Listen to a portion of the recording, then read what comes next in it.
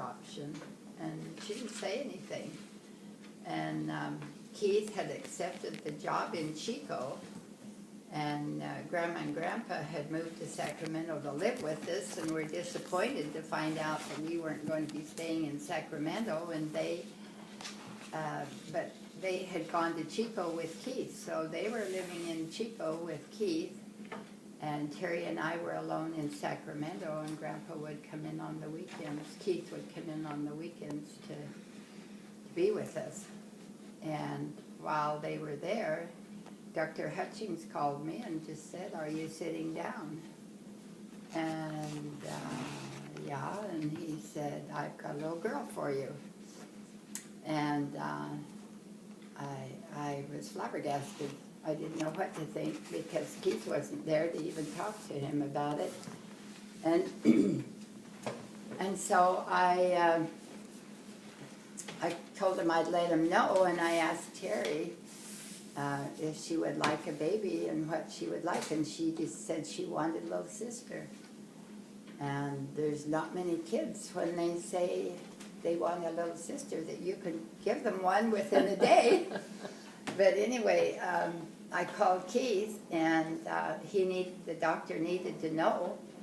And so Keith and Grandma and Grandpa came down, and Grandma and Grandpa kept saying, "You don't want to do this. You don't know anything about that child." You know, they were really adamant against it. They didn't think we should do this. And we had decided we were going to go and see this beautiful baby and make a decision. And we walked up to the window, and I started to speak, and I couldn't. I could only whisper. And the spirit was so strong there. And all I could whisper is, "That's our baby." And Keith said yes, and he was in tears, and I was in tears. The spirit was so strong, and I could see this baby, and she was really a beautiful baby, and that was going to be our decision. And we came home, and we told Grandma and Grandpa that was our baby, and they decided to go over and see her. And they went over and saw her, and they came home and said, "Yeah, that's your baby." And I picked up Linda the next day. They let her out early. She was only, this was just the second day, and he let me take her home. And when I went to get her, she was the homeliest little thing. She had a rash, just really a bad rash. And it's no doubt in my mind that Heavenly Father gave me the contrast of this beautiful baby and then this one, that she just looked so bad because of the rash and everything. And the doctor said, when you pick her up, you come to the doctor's office and bring her in there. And I walked into the doctor's office with her, and I was slim and trim then, and I had a small waistline, and I had a flare skirt, and I stood up to take Linda into the doctor's office, and the girl next to me had her baby, and she said, "Is that your baby?" And I said, "Yes," and I flipped and walked into the doctor's office. It wasn't very fair, but wow, you know, because of the way I didn't look like I had just had a baby, is what I'm trying to tell you. And Lita, my sister Lita, was living there, and we had a lot of fun fussing over her and everything. But I can remember Teri later saying that, boy, she wanted to give that baby back, because I just didn't understand like I should have about giving Teri the attention probably that she needed now that I had a new baby. And the girls' sisters in the ward gave me a shower for her, and it was fun. A lot of fussing over her. One of the girls donated a bassinet, And Linda's rash came back, something awful. She wasn't homely, like I said. She was a beautiful little baby, but I was given a contrast there. But she got that rash back, and the first thing the doctor said, is she in a plastic lined bassinet? And I said, yes, and he said, get her out of that, and she cleared up right away. So we got her baby, and I often felt we got into the home with Humpherys, his home, and we got our Linda, and I think that's why we went to Sacramento, just to get Linda. Because of the way things happened, because we had prayed that I could have another child, and I just it wasn't happening. And so does Grandpa have? Well, I think he can have a say, yeah. Yeah. Do you have something? Some dad? Well, she remembers it a lot clearer, I guess, than I do. But I remember going over to the hospital, looking at her, and going through that experience. And she worked right into the family. There was no difference than other than if she'd been a natural child of ours. And We had our little girl, Teri got her way there too. I did, and I'm very glad that you didn't give her back. Well, good. Good. Sometimes But 7-year-olds don't know everything. Yeah, we had later decided that we wanted a little boy. Do you want me to keep going? Yeah. Cula Powers, this is another thing that's just really weird. Cula Powers lived near us there for just a little while. And Cula and I decided that she wanted a little girl, and we had decided that we would now like it to have a boy. Linda was 2. And Cula said, well, I called Dr. Hutchings, who had delivered Linda, and I said, would you agree to if we, Cula took it, if we took the baby and it was Cula's, or it would be mine if it was a boy? And he said, yeah. So I expected a baby for 9 months, and Cula did too. And Cula got her baby. It was a little girl, and it was the most beautiful little girl, huge, long eyelashes, she was darling. And she kept bringing that baby down to me to watch for her. And I had lost a baby. It was really traumatic to me, because I wouldn't have thought that I would react like that.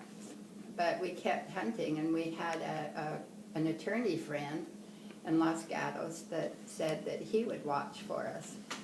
And he called twice, and we were making that a matter of prayer, and we decided both times. And after we said no, and one of them, he said, you know, that one little boy went back after they had had the baby for 9 months. The mother took the child back. But when it came to Greg, we just felt like this. Go on, keep on. Well, Is it going, or is well, it no, stopped? it filled that up, so I have to delete something here for a second. So what am I doing? So just pause for a second. Okay.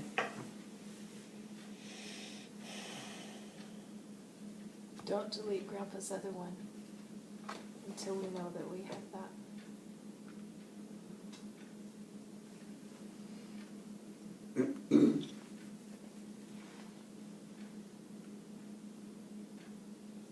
So, okay, just a minute.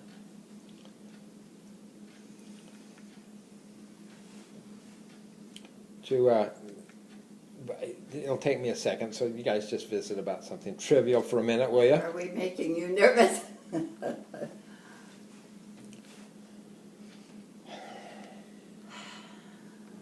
Do you have any experiences about Greg's that you want to share after Mom?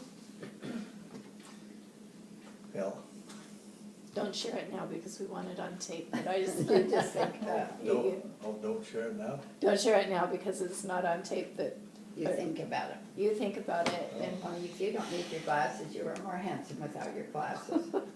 Are you using your glasses? Well, when I have to read, I have to wear my glasses. Okay, well, you're not reading. I think you can go ahead and continue, because I have this going, so, yeah. What do you Let's have? go ahead and continue on, tell us about Greg. Okay, where were we? Oh, we That's had, that. so we had to go Where to, it's where was he born? What was the name of the town? It Down. wasn't San Jose, it was not. It was San Jose, wasn't it? Anyway, we had decided, it was in the San Jose area, but it was, Yeah, it was, I thought it was San Jose. is that or a county near or something? I've forgotten of all things. You want me to keep going?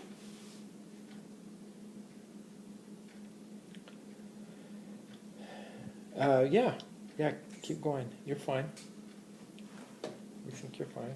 Or was that, Evan lives in Los Gatos? Was Yeah, it Evan was in Gatos? Los Gatos, and so it wasn't right in San Jose. But we had decided we wanted twins.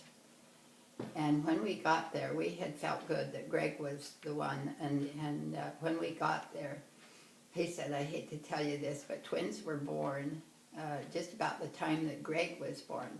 But he said the doctor immediately took them. But he was the one that was helping us find him. And Keith's mom and dad by then had moved from our home into a mobile. And we went in and stayed with them overnight and then went into San Jose to pick up Greg. I remember you took us to, and left us there with Grandma and Grandpa. That's right, that's right. So we were very excited waiting for this Yeah, new little oh yeah. baby to come. Oh, and you were so thrilled because you had your baby, you were 10 years old. And you just loved dressing Greg and taking care of him. You had a lot of fun taking care of Greg. But Linda, I'm learning a lot from my grandchildren of what I didn't do right. And Linda was awfully jealous of Greg, but I don't know if I could have done something different or not. But we had a lot of fun. But when it came time to sign the final papers on Greg, she kept calling and she'd say, well, she won't sign them. She just wouldn't sign them. Who's she, the attorney? The birth mother. Greg's birth mother did not want to give him up. And she was really struggling with it. With Linda's birth mother, the nurses didn't have much good to say about it. But Jeannie later said that Linda's birth mother said that she was really mad at the time, mad at the birth father. But this mother had a real hard time giving up Greg. I think he was about 9 months before she finally signed on Greg too, and we were really relieved because we were quite sure we were going to lose him. You had him for how long? And she would take him 9 months before she. So 9 months, and you could have. We could have gone, lost huh? him. Yeah. She could have taken him back, and that would be really hard if you had a child for 9 months and then they take them back. So, but then we decided that we were going to have another boy, and Keith had just been called into the bishopric, and we weren't seeing Keith very much, and we were struggling with it, and I would have a dream. I can remember waking up and seeing this baby out in the cold, this little boy, and I woke up in the garage. I was trying to find this little boy out in the cold, and I kept having a dream about it, and I just kept thinking, I can't handle another child. I can't handle another child. And I think when it all comes, life after death, there's going to be someone that's going to come to me, and I was supposed to say I was supposed to have come to you and you didn't take me or something, but I felt like I had turned my back on a little boy with all the dreams that I was having about this child out in the cold. But I felt that I had my hands full, and I think at the time my kids would all agree that I couldn't have handled another one. What do you have to say about it, Ben? Yeah, I remember Greg was just the cutest little guy, and he's always had, just a beautiful personality. And he had that right from the start. You know, he had a way of ingratiating himself and, everybody growing up, you know, he was a very popular baby in the sense that he got a lot of attention, from people. Because it was a combination, I guess. He was a cute baby and just the magnetism that he had, that he just drew people to him. And I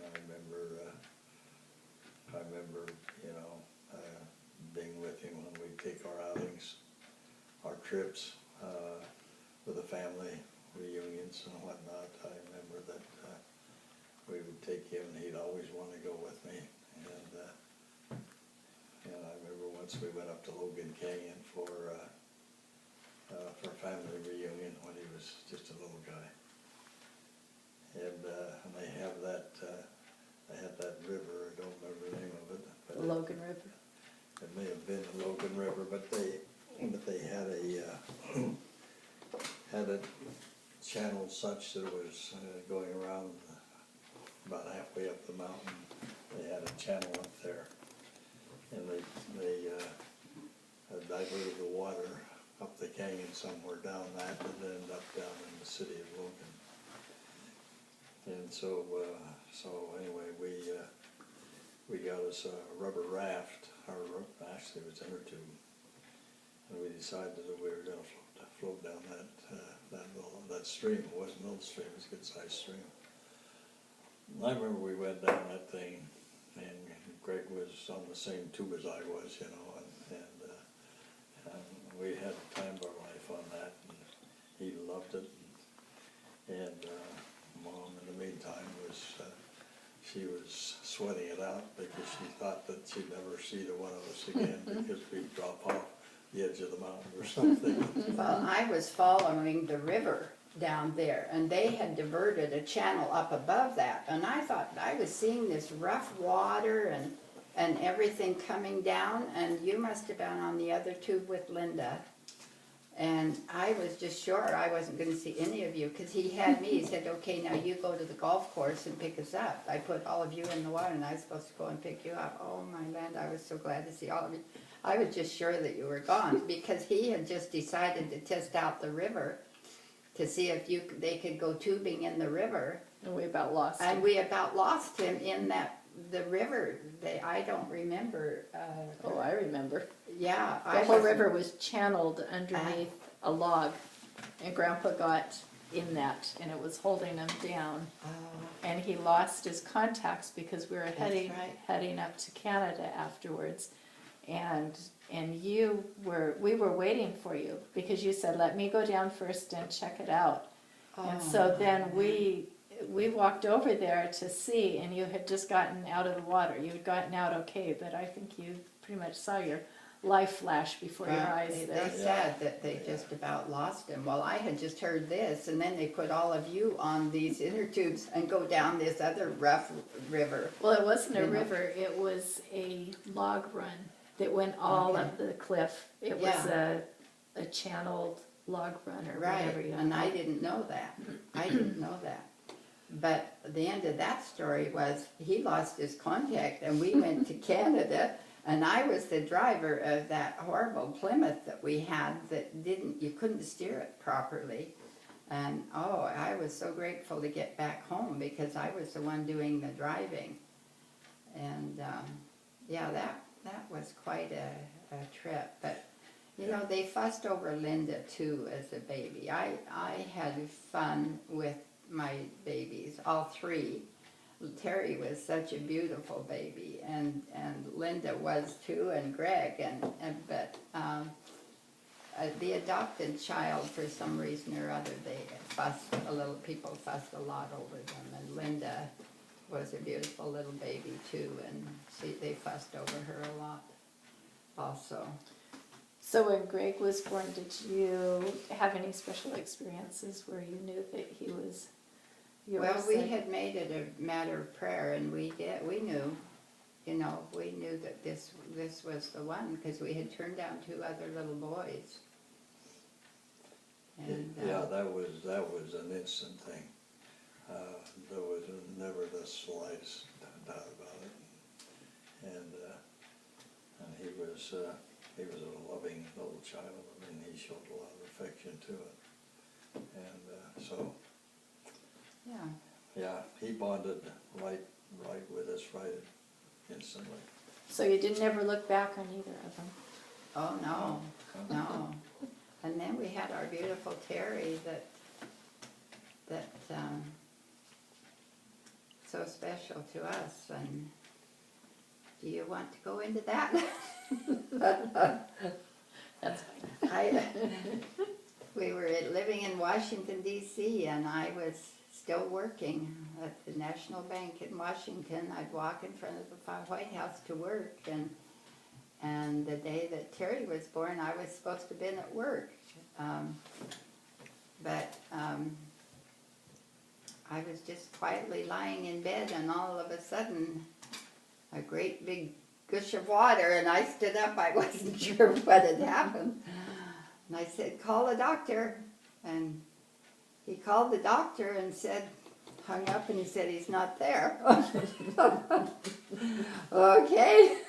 I grabbed the phone and called back, and his wife was just laughing so hard when she picked up the phone because she knew what had happened. And she said, well, just go over to the hospital. He's over at the hospital there. So we went to the hospital, and that was at about 10 o'clock at night. And the last thing I remember was them wheeling me into the elevator. And I didn't wake up until about 9:30 the next morning, and I had missed the whole thing. The doctor gave me too much to make me comfortable, which I have found I'm very susceptible to drugs. I didn't know it at the time, and he didn't either, but I knew nothing of the birth other than the fact that it sure took me a long time to wake up. And I can remember the nurses just a little upset with me because I was such a horrible mother that I would just sleep and not wake up to see my baby, you know. But I've since learned I have to be careful of drugs. But Teri weighed only 5'11". She went down to 5'4", and she fit into this tiny little shoebox. She was so tiny. And, well, I forgot to tell you the part. Keith had made application to an insurance company. We were depending upon my income. And he had made application to the insurance company, and while I was in the hospital and he came to visit me, he said my job came through. And it was such good news to know that I didn't have to go back to work. I had to go back to work just to get us back west after you were born, and that was really hard to leave you to go back. It was good to be home with you. But a beautiful, beautiful little baby. Now that couldn't have been beautiful easy though. features. There you are in Washington D.C. No family, It no was mother really to come and hard. stay with you, right? I did a lot of things wrong, thinking that I knew because Mother had 14 children, and I had been such a part of all the births. I thought, well, I can do this. But there was a lot of things that I did wrong that I often wonder if her health problems was because of ways that I did things. But What health problems? Well, she had that tonsil problem. And Oh. yeah, she had got tonsillitis, and they removed her tonsils at 2. And she cleared right up after that. Yeah. Was that back there? Yeah. Uh-huh. Oh yeah. So okay, a couple of years you were back there after she was born. That's 3 3 years.